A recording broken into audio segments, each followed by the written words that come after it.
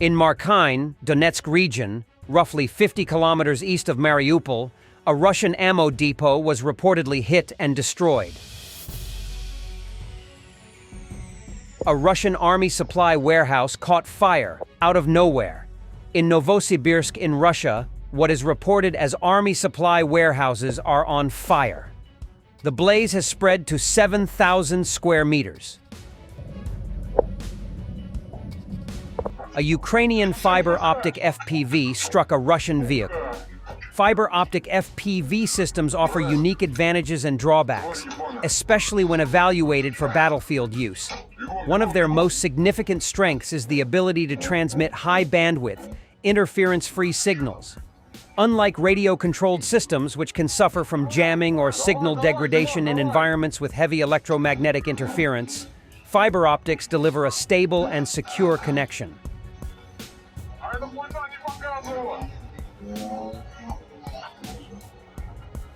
Kharkiv region, Ukrainian soldiers from the 2nd Battalion of the 101st Brigade stopped a Russian column of 3 BMPs and 1 BTR using remote mining and drone strikes. After 1 BMP hit a mine, the crew of the next vehicle abandoned it and fled. Remote mining and drone strikes are essential tools for modern warfare, offering precision and strategic advantages. Remote mining enables forces to disrupt enemy movement, protect key positions, and create defensive barriers without risking personnel. Advanced technology ensures accurate deployment, maximizing effectiveness while minimizing collateral damage. Drone strikes provide unparalleled situational awareness and the ability to neutralize targets from a distance.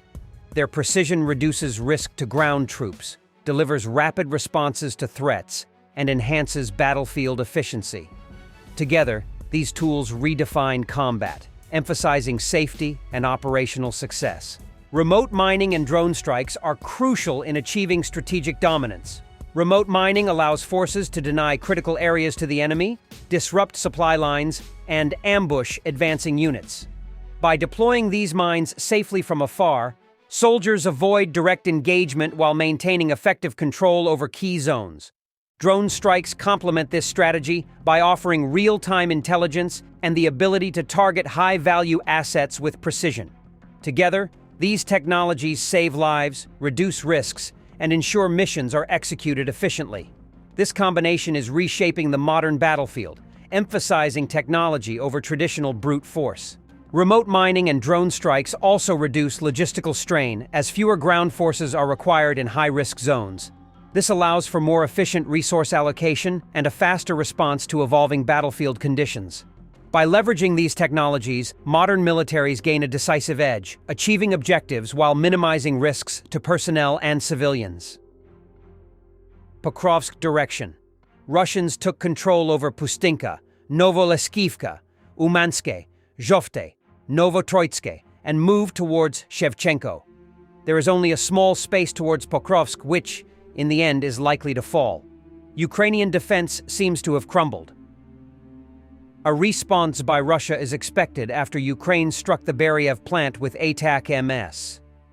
Kremlin spokesman Dmitry Peskov confirmed yesterday's statement from the Russian Ministry of Defense that a response to the ATAK-MS attack on Taganrog will happen regardless. Sanctions push Russia's aviation industry to the brink of collapse, reports BBC. One of the largest technological overhauls in the history of global aviation, transitioning an entire industry to national production, has come close to failure, the Russian-language BBC reported. Many remote areas in Russia rely entirely on aviation, making regional aircraft for local routes the most problematic segment of the country's civil aviation. Currently, Russia has no passenger aircraft in this category ready for production. The sanctions are so severe that they've pushed the aviation industry to the brink of survival, the journalists wrote.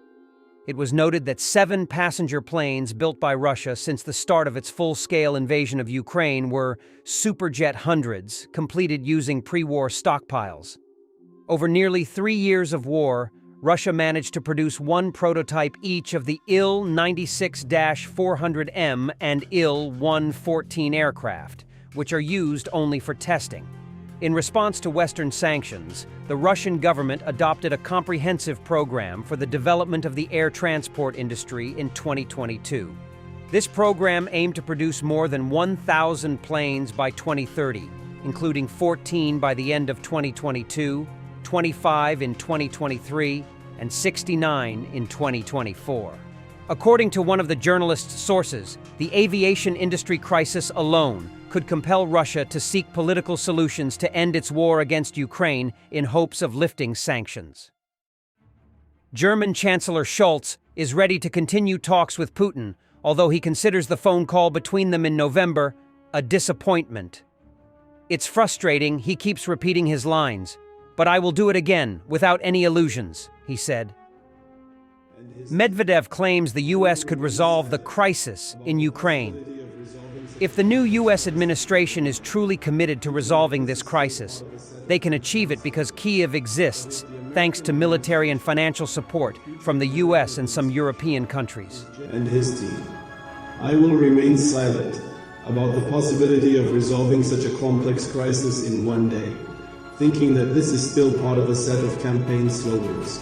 But if the American administration, the future American administration, is genuinely committed to addressing this crisis, for one simple reason, because the Kyiv regime exists only as long as it receives military and financial support from across the ocean and from a number of European countries. If America has decided to engage in crisis resolution, rather than feeding the gods of war, it will be able to do so.